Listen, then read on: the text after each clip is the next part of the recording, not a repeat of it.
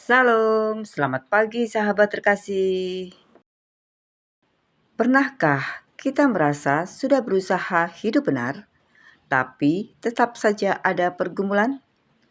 Atau kita melihat orang lain seperti lebih santai, bahkan hidupnya tidak terlalu rohani, tapi terlihat baik-baik saja?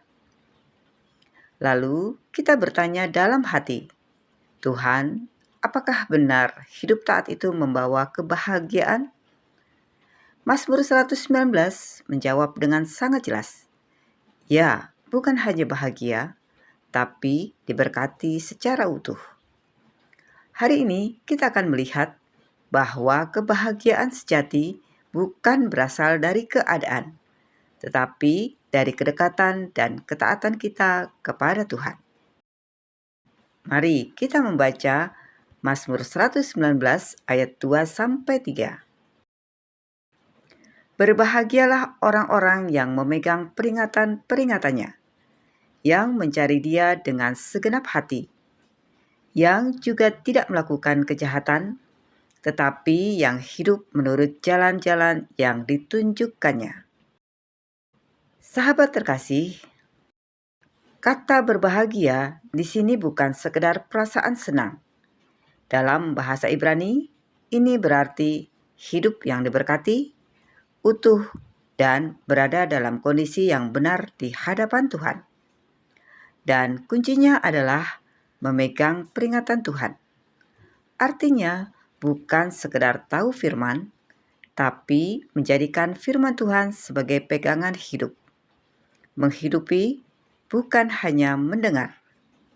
Banyak orang tahu firman, tapi tidak hidup di dalamnya. Mazmur ini menekankan yang diberkati adalah yang memegangnya erat, yang mencari Dia dengan segenap hati. Ini bicara tentang motivasi hati. Tuhan tidak hanya melihat tindakan kita. Tuhan melihat apakah kita sungguh-sungguh mencari Dia atau hanya mencari berkat-Nya. Mencari Tuhan dengan segenap hati berarti menjadikan Tuhan prioritas.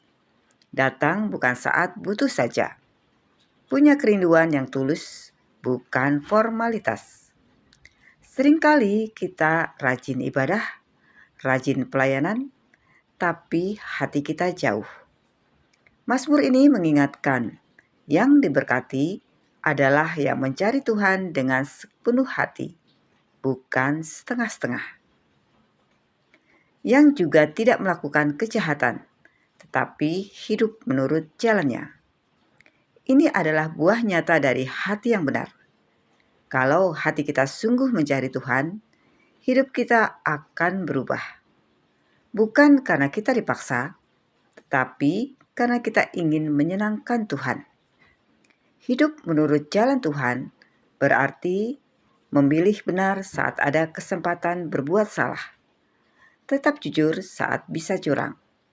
Tetap setia saat ada godaan. Dan ini tidak selalu mudah. Tapi disitulah letak berkat-Nya. Sahabat terkasih, ada seorang pria yang bekerja sebagai staf administrasi di sebuah perusahaan. Gajinya tidak besar, hidupnya biasa saja. Tidak ada yang istimewa dari luar. Tapi ada satu hal yang berbeda. Dia dikenal sebagai orang yang sangat jujur dan takut akan Tuhan. Suatu hari, dia menemukan kesalahan dalam laporan keuangan perusahaan. Kalau dia diam saja, tidak ada yang tahu. Bahkan, dia bisa memanfaatkan situasi itu untuk keuntungan pribadi. Dan jujur saja, saat itu dia sedang butuh uang. Anaknya sakit, biaya rumah sakit besar. Dia bergumul. Di satu sisi, kebutuhan nyata, kesempatan terbuka. Di sisi lain, suara hati, firman Tuhan yang dia pegang. Akhirnya dia memilih tetap jujur. Dia melaporkan kesalahan itu ke atasannya. Awalnya tidak ada perubahan besar, tidak ada bonus, tidak ada pujian. Bahkan hidupnya tetap sulit.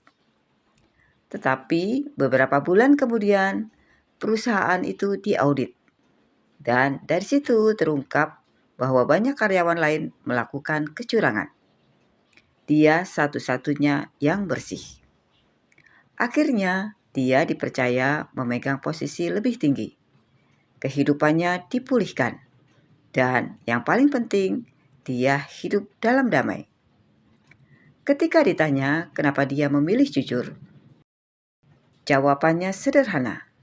Saya tidak mau kehilangan Tuhan hanya karena saya ingin mendapatkan sesuatu. Sahabat terkasih, Mazmur 119 ayat 2-3 bukan sekedar teori. Ini adalah gaya hidup. Pertanyaannya untuk kita pagi ini, apakah kita sungguh memegang firman Tuhan atau hanya mendengarnya?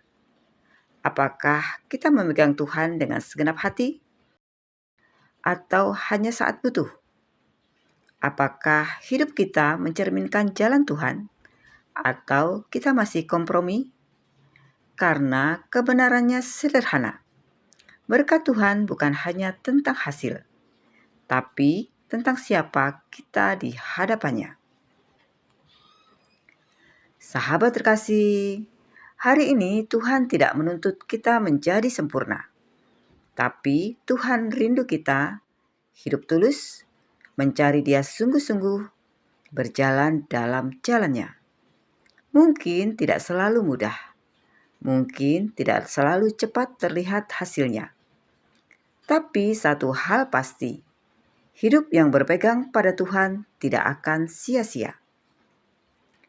Sahabat terkasih, mari kita berdoa bersama.